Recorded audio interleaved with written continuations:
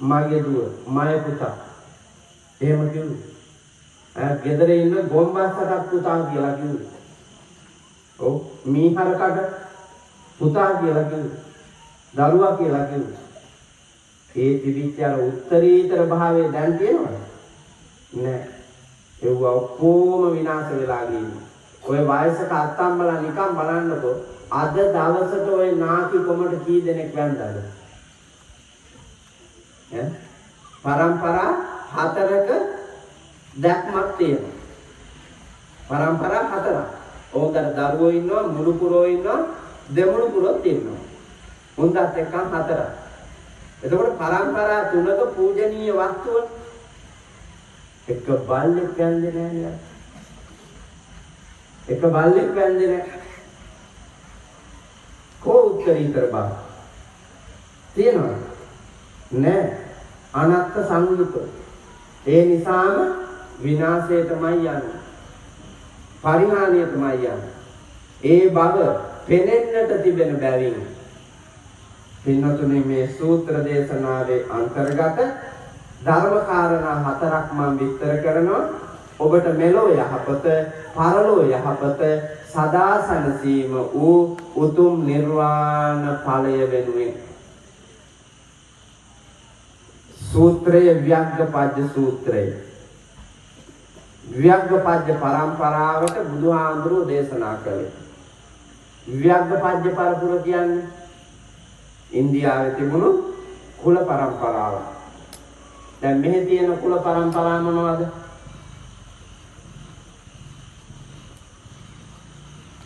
ඔයාලගේ කුල පරම්පරාව මොකක්ද?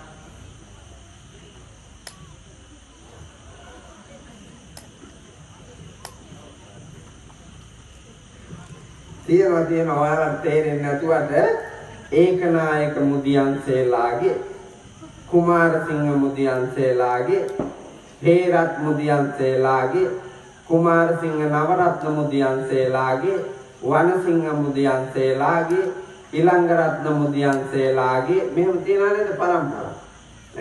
හෙට්ටි ආරච්චිලාගේ, හපු ආරච්චිලාගේ, කළු ආරච්චිලාගේ, වික්‍රම ආරච්චිලාගේ, රතු බඹරුන්දලාගේ එහෙම කුල පරම්පරා තියෙනවා. අන්න ඒ වාගේ පරපුරක් ඉන්දියාවේ හිටියා. හැබැයි මිත්‍යා දෘෂ්ටිකයි. ඒ කුල පරපුරේ අය වෙනුවෙන් බුදුරජාණන් වහන්සේ දේශනා කොට වදාළ සූත්‍ර දේශනාව තමයි ව්‍යග්ගපජ්ජ සූත්‍ර දේශනාව. ඒකේ මෙලොවට පරලොවට සැප පිණිස දේශනා කොට වදාළ, හිතසුව පිණිස දේශනා කොට වදාළ ධර්ම කාරණා ඇතුළත්. මං ඔබට හිත පිණිස, සැපත පිණිස හේතු වෙන ධර්ම කාරණා 4ක් දැන් කියනවා. ඒ මොනවද? උත්ථාන සම්පදා, ආරක්ක සම්පදා, කල්යාණ මිත්තතා, සමජීවිකතා. එක උත්ථාන සම්පදා. නොපසු බස්නා වීර්ය ඇති බව සැප විඳින්න හේතු වේ. චූටි ළමයාගේ ඉඳලා නාකි මිනිහා දක්වාම වළංගුයි වීර්ය වඩන එක.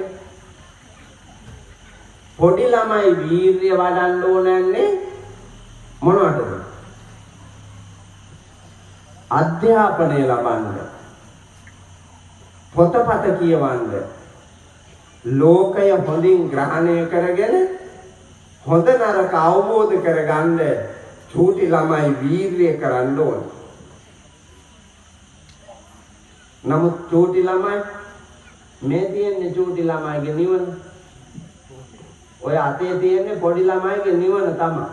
කොහොත ඔබේ අම්මලා? කො අම්මලා? ඕකි තමයි වැඩේ කෙරෙන්නේ.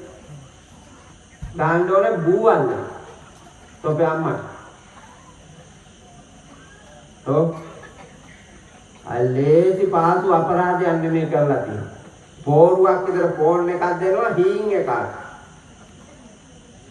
තියෙන්නම කුණුහරකෝගේ.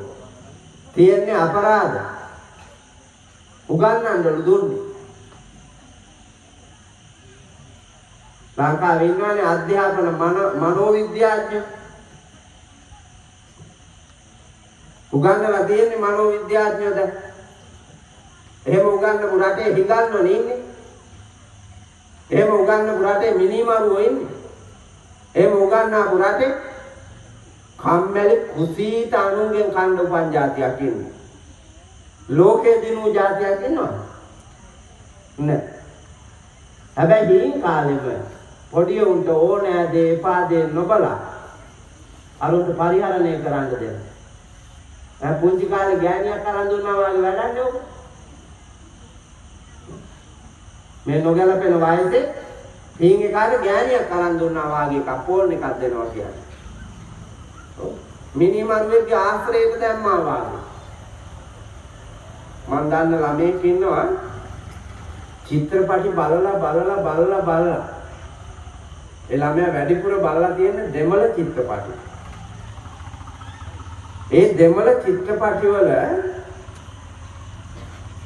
හැම තිස්සෙම වාගේ පෙන්නනවා බීමට වහ දාලා දෙනවා. කෑමට වහ දාලා දෙනවා. මම පෙරේදා දැක්ක අන්තර්ජාලයේ ඇඩ් එකක් යනවා කෑමට වස දාලා දෙනවා. මිත්‍රශීලීව ඉන්න කෙනා ගෙදරට එක්කන් එනවා. හැබැයි යටිහිතේ තියෙන වෛරය. මිත්‍රයා දන්නේ වෛරයෙන් ඉන්න බව. නමුත් වස දෙන තැනත්තා වෛරයෙන් ඉන්නේ මුව මරන්න ඕන කියලා. පුහුදුන් ගතියට මෙයා මිත්‍රයාව ආශ්‍රය කරනවා. මිත්‍රයාගේ ගෙදර ගියාම